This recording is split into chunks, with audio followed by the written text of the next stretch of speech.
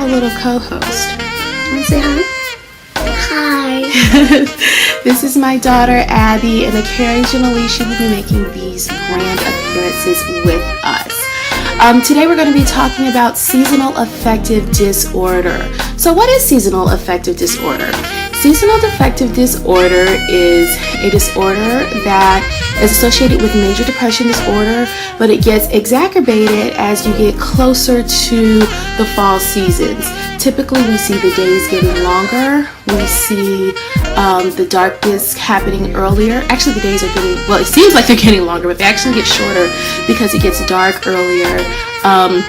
And there's less light around. So those things kind of make people who are already prone to depression a little bit more depressed. But I have some tips and skills that I think might be useful to help you through the seasonal affective disorder and through this time period. Let me just also make sure that I mention that it typically happens around, what month is this? October, late October, early November. The first skill that I'd like to suggest is having some type form of prevention. So something in place that can help you prevent the tendency to get sad and depressed during the cold months. I recommend a mood lamp. You can get a mood lamp for relatively inexpensively off of Amazon.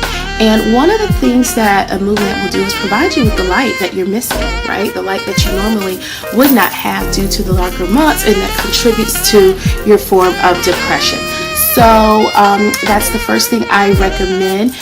Just know that having a mood lamp is associated, and having more light is associated with melanin production, and you know that's what is put in your skin to cause it to have that color. And it just really has an overall sense of happiness and joy that's associated with light as well. I also recommend some form of journaling. This can be done through writing, and this can also be done through the creative arts. So you want to make sure that you have the resources that you need to be able to do them. You can also purchase some of my resources on Amazon or really anywhere, as long as it's something to help you to stay more or less in a meditative state through the fall, winter months is a great way to prevent the seasonal affective disorder from completely taking over your life. The next thing that I want to recommend is a vacation. I mean, I know vacations can be very, very expensive, but you can plan for something like Cheap Caribbean in advance. And if you do this, they actually will allow you, I think, for $29 to make a payment plan. And you can plan for up to, I believe, a year in advance. So if you have something like that to look forward to during the colder months, then it can kind of help offset some of the frustration associated with just being depressed during the seasonal affective disorder time as well. And finally, I just want to make sure that you know that along with seasonal affective disorder is a time during the holidays where you might be expected to have to say, to be expected to attend to family obligations, employment obligations, through parties, presents both financially and your physical presence. You have the right to say no. You are totally responsible for your mental health. And people around you might not be sensitive to what your needs are. Only you know what your needs are. So if you feel like you're being asked to do something, the holidays during this time where seasonal affective disorder is the most likely to occur also comes with opportunities where you might have the most obligations and expectations of you. You have the right to say no. So just know that you can do that, and that you don't have to be obligated to do anything that might make your symptoms worse. Okay, well, thank you for your time today. I really appreciate you for going here. You want to see my daughter's nails? Isn't that just a beautiful color that will help it keep you nice and bright during the seasonal affective disorder? Much you want you to see her feet too. All right. So thank you very much for your time and for sharing with us today on seasonal affective disorder.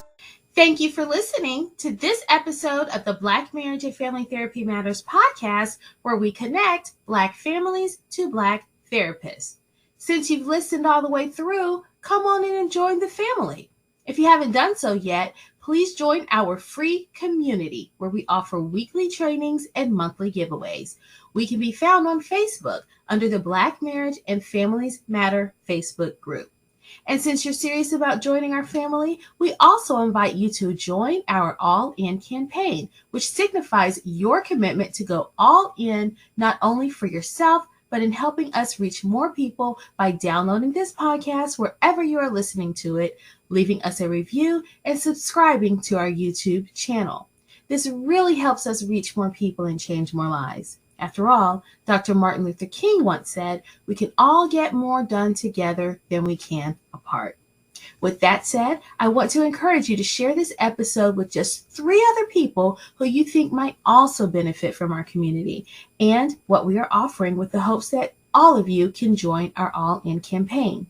When you're done, simply click the link All In Campaign in the bio and receive a free copy of my course entitled Goodbye Toxicity, which is valued at $297. This course will help you to work through some of the difficult experiences that arise in most of our relationships, and it's completely free to you with your commitment to join our All In campaign. We look forward to connecting with you every Monday and Wednesday. Thanks for listening.